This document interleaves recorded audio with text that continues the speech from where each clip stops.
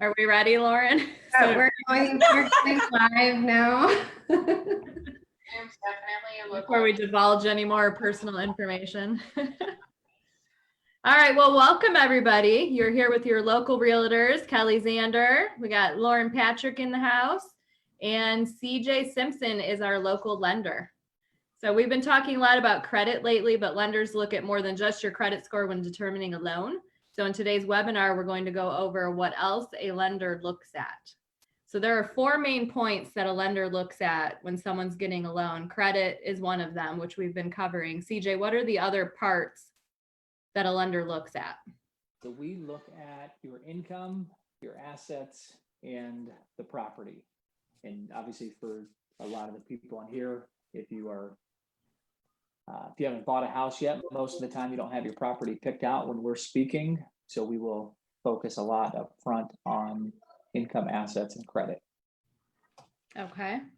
So on average, how long must you be employed at your job to qualify for a loan? So it's not cut and dry. I mean, we've closed loans in the past for people who have not even started a job yet, but they have a signed offer letter from the employer and we know when they're going to be starting. But a good rule of thumb is 30 days, but it's not a cut and dry answer. Okay. So if you're getting a higher paid job while you're working or on getting a loan, like in 2 weeks, can you use that income for your approval if you have like an offer letter? You can. Okay. So how does a lender look to verify your income then? So it depends on the person, much like everything else that we talk about. It really varies from person to person, but it boils down to a couple of things. If you currently have a job and you're working for a company, we'll look at the basic stuff, pay stubs and W-2s. We'll reach out to your employer, get a verification of employment to make sure that what you're providing to us lines up with what they're providing.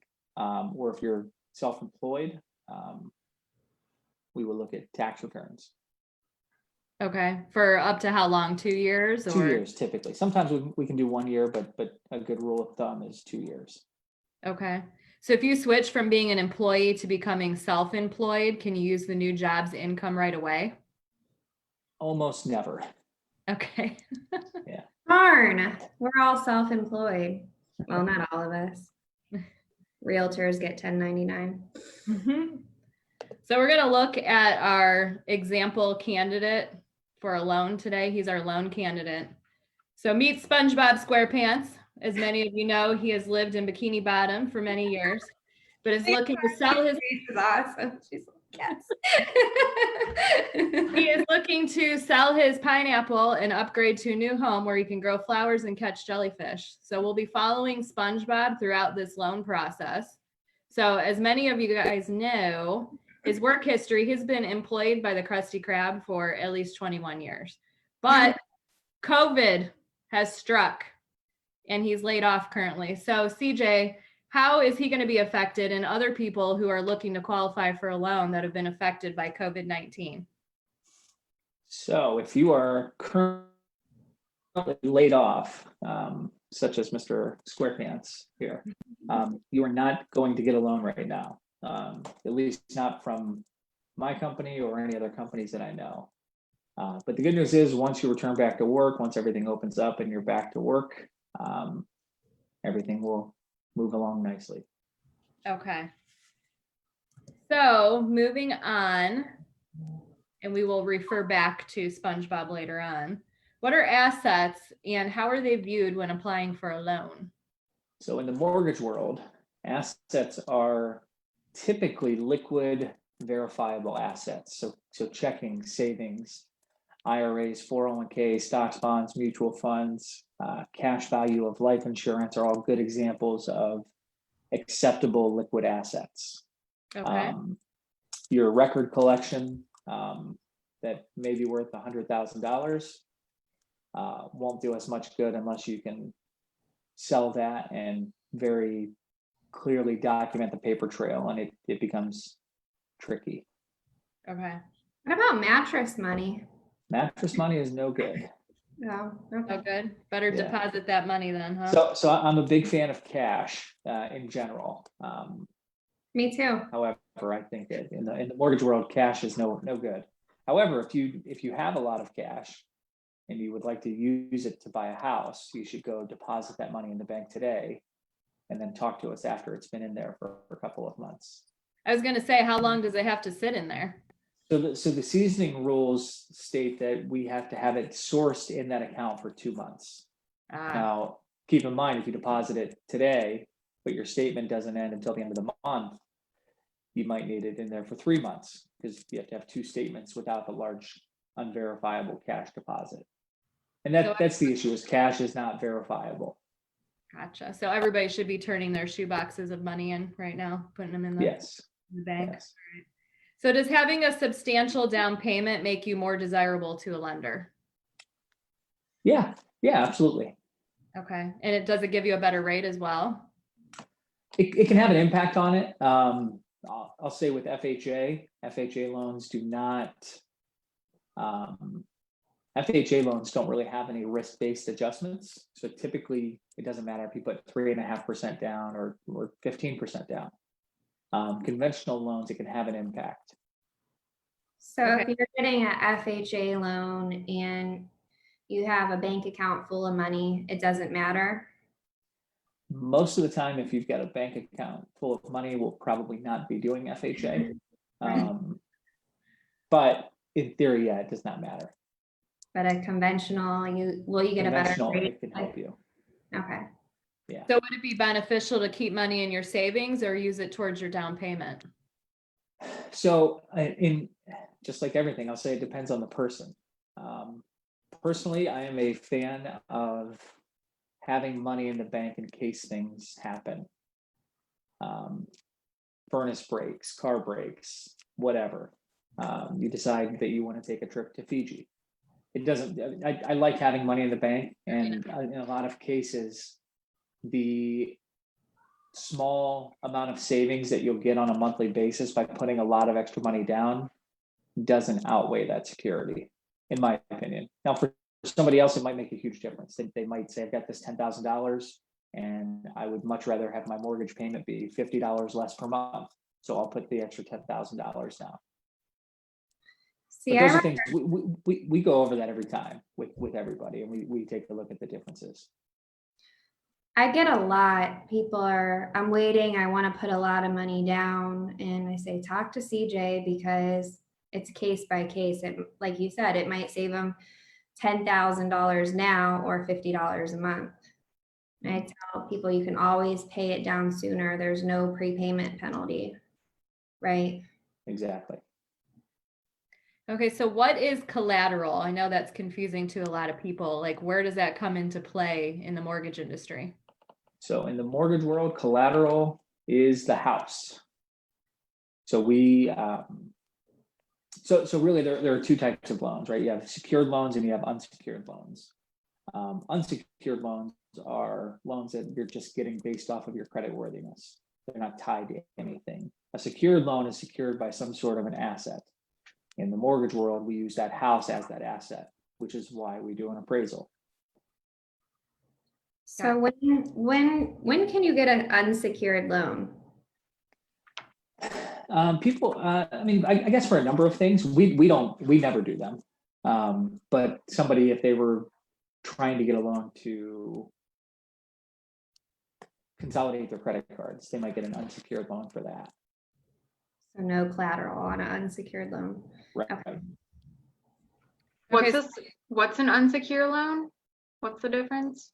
An unsecured loan is not secured by any sort of asset, where a secured loan is secured by something. Whether it's, and again, you could have $1 million in the bank, and the loan that you're taking could be secured by your money. Okay, this is a reminder. If anyone has any questions, you can ask them, or if you put them in the chat box. Disclaimer, this is for entertainment purposes only. So we covered assets and income, and now we're going to go back to SpongeBob and we're going to learn what debt to income ratio is. So CJ, what is debt to income ratio? So in the most simple way I can explain it, your debt to income ratio is your total credit obligations divided by your gross monthly income. Okay. And so when a And lender is in looking our, at in our world, that, go ahead. I was just saying, when a lender's looking at it, that determines how much debt you can handle and like how big of a risk you are. Is that why? Correct. Okay.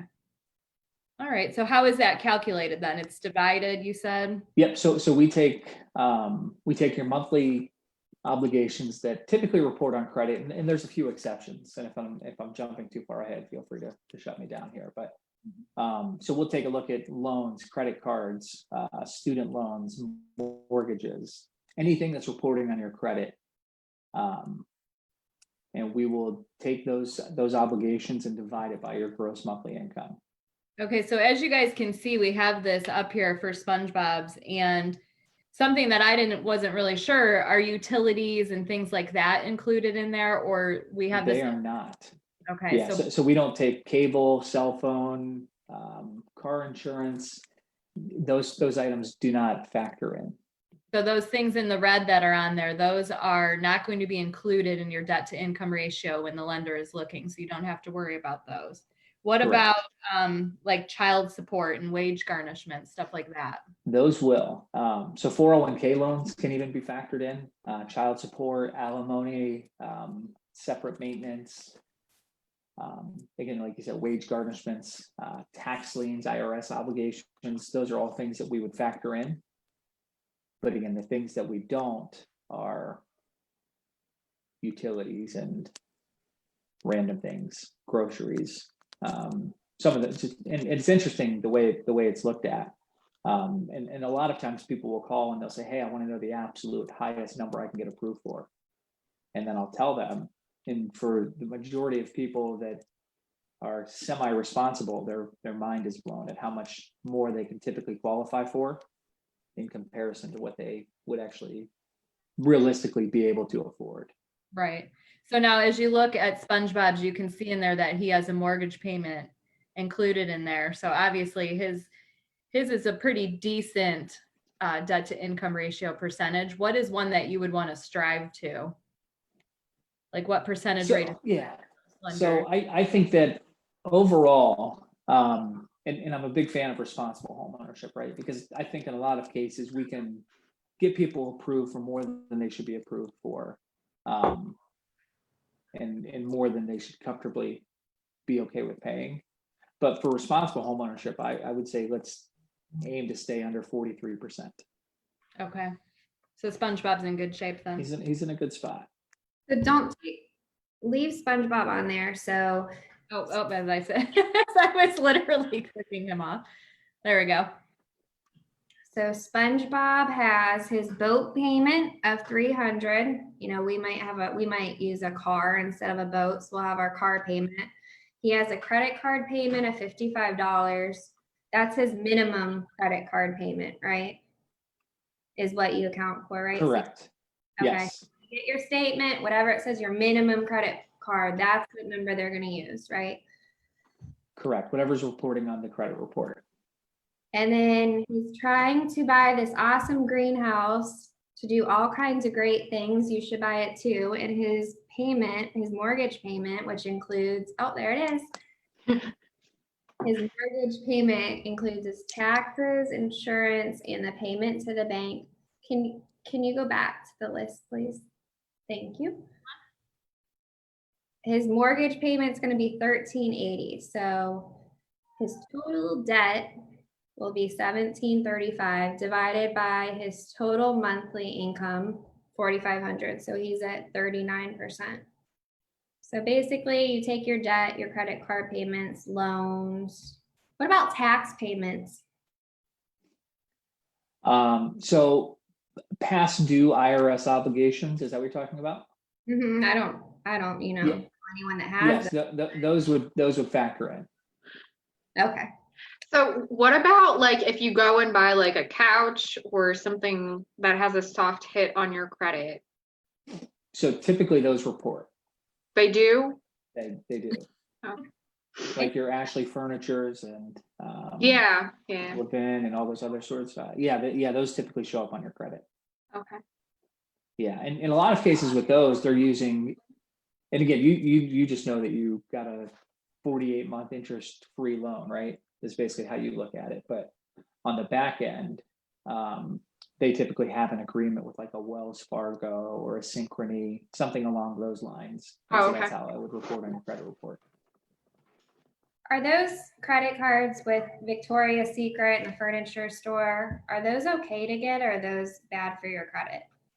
I mean, I don't think they're bad for your credit. I think it depends on how you use them, right? Because if you're late, that's bad for your credit. Or if you have a $300 credit limit and you charge $300, that's bad for your credit. But having the card itself doesn't necessarily matter. That's the only credit card I would get approved for.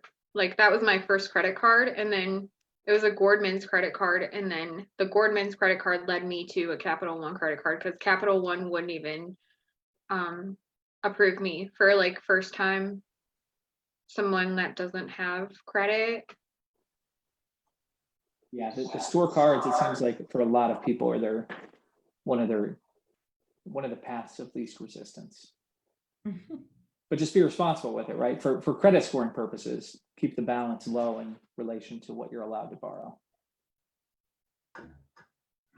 Thank you. Let's look at the house of the day real quick. Lauren, do you want to give us some info on this beautiful home that's for sale? Sure. What was the mortgage payment? 1,300? That's great. Well, right down here, if you put 1380.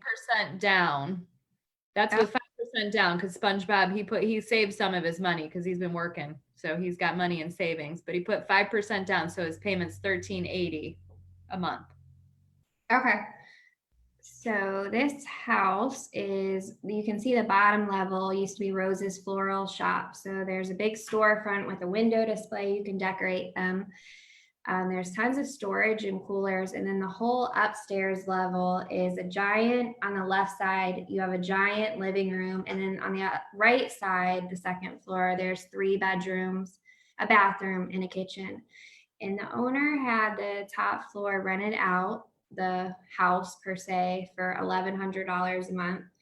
And there's opportunities to rent the store out, and then there's a big garage and a greenhouse that you can rent out. So there's a lot of, and it's on 10 acres.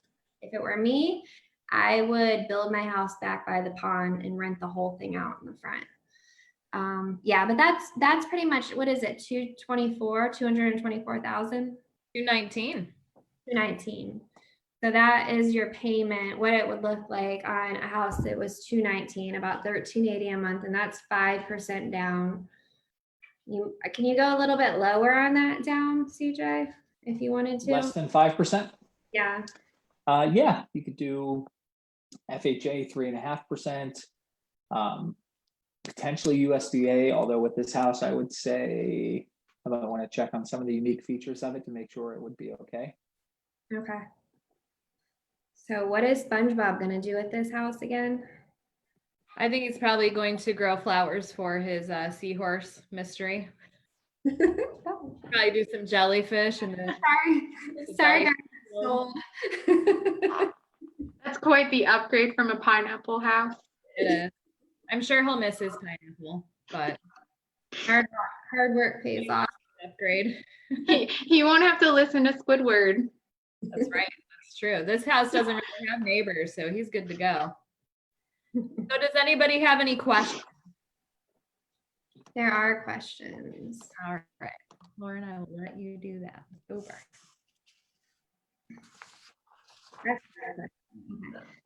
From the famous Stephanie Rohde, should you use extra money to pay off debt or hold on to it in the bank until you buy?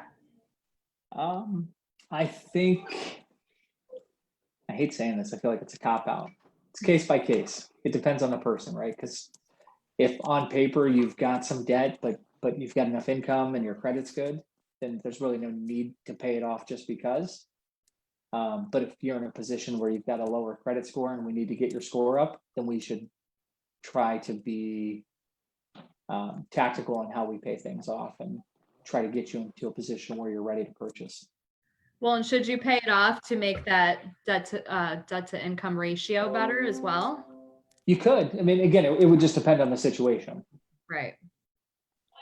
So feel free to call me and ask.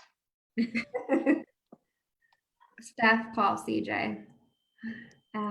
Okay, Larissa says, if the house I'm buying is $85,000, can I take a loan out for $100,000?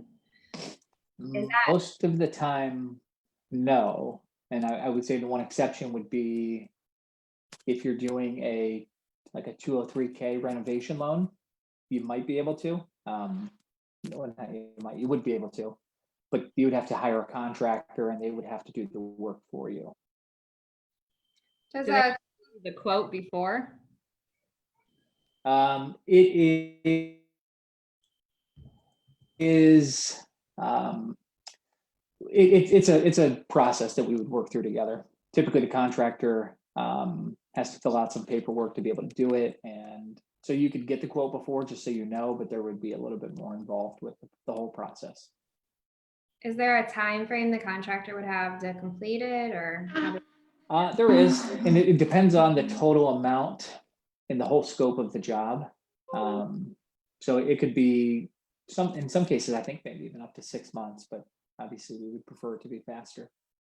Does the title company hold the money and then the contractor gets paid or gets dropped? If I remember correctly, title company holds money. We would let them know when to disperse funds to the contractor. And it typically needs to be a contractor that is in a good financial position that doesn't require 50% of the money up front, because in some cases, the money is sent out in phases. No contractor should require 50% up front. Pay for materials only, don't get burnt. That's my message to the world. Last question. This is new territory, but 203K loan, that's FHA. So does the contractor have to be kind of fill out paperwork to be qualified to do that kind of work? A lot of paperwork. They do. Okay. Yeah, and I can walk them through it. I mean, it's not difficult. It's just stuff, busy work. Okay. Okay. I think that's all. Anyone have any other questions? SpongeBob's good. He's in his house. Nothing else but that. And we want to thank everybody for coming as well. We've had a really good time doing these. And if anybody has any ideas about stuff that they would like to talk about in the future, please reach out to one of us. We would love to hear your ideas. Next time, instead of doing a first-time homeowner, maybe do first or second house. When you own a house, buying another house. That would be cool. Yeah, because what do you do with your other house? Right. We could look at how to calculate your return on investment. So if it would be worth selling your house or keeping your house if you want to rent it. Oh, we have a question from Dr. Nicole. Have you heard of any first responder programs for mortgages? Ohio has one. Are you talking about like down payment assistance? Nod. No. No, more along the lines of a refinance. Yes. Refinance. Not that I'm aware of. Yeah, I'll just say no because I don't believe so. Okay. Is this your cousin Nicole? Yeah. Oh, hey Nicole, nice to finally meet you.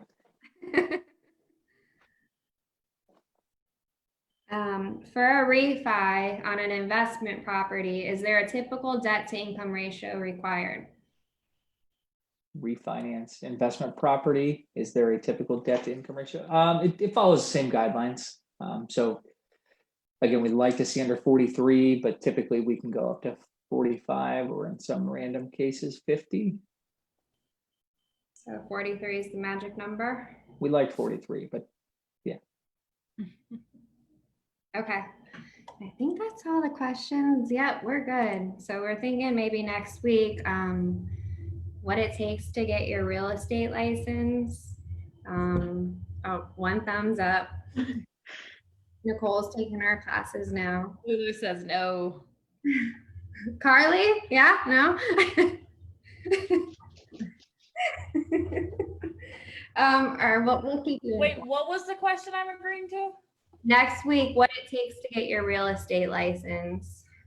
Oh, unfortunately, I'm in nursing school, so unless you could help me out with that, not gonna happen. No tuition and reimbursement for nursing school. Well, then I'm out. So thank you guys for coming. You could be doing anything, but you're sitting here getting knowledge, improving your financial situations, getting on track to own assets. So good job. So, all right. Thank you. Tacos. Tacos. All right. Bye. All right, we'll see you guys. Take care. Bye. Okay.